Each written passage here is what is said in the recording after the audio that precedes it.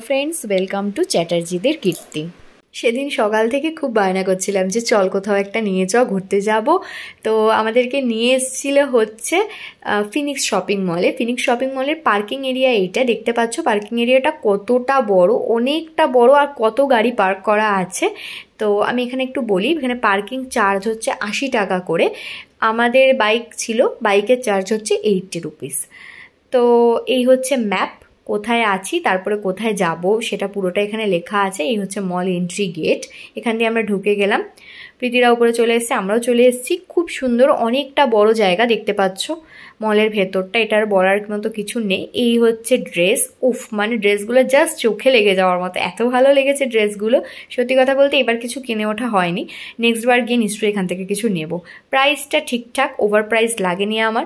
জিনিসপত্রের দাম ঠিকই ছিল। তোমরা যদি মনে করো যে এখান থেকে কিছু কিনবে, তোমরা মলটাতে গিয়ে অনেক কিছুই কিনতে পারবে, আর তোমাদের সব রকম ব্র্যান্ড পেয়ে যাবে তোমরা। তো সেটা একটা সুবিধা, যেটা মলে হয় আমরা সাধারণত পাই।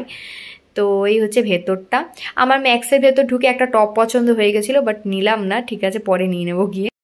ভেতরে এরকম বাসেরও ব্যবস্থা আছে, তোমরা চাইলে বাসে করেও ভেতরটা ঘুরে দেখতে পারো। যেহেতু অনেকটা বড়, অনেকের পক্ষে পায়ে হাঁটা সম্ভব হয় না, তো ভেতরে চাইলে এরকম বাসে করেও দেখতে পারবে। এই হচ্ছে ভেতরে হোম ডেকোরেশনের জিনিসপত্র। উফ, প্রীতিতে এটা প্রায় পছন্দই হয়ে গেছিলো, ভাবলেও নেবে বাট নেওয়া হয়নি। এইটার ভেতরটাতেও গেছিলাম, এখানটাও খুব সুন্দর, বিভিন্ন রকমের জিনিস আছে ভেতরে। দামটা যেরকম সুন্দর, বাট জিনিসগুলোও সত্যিই চোখে লাগার মতো, খুবই সুন্দর।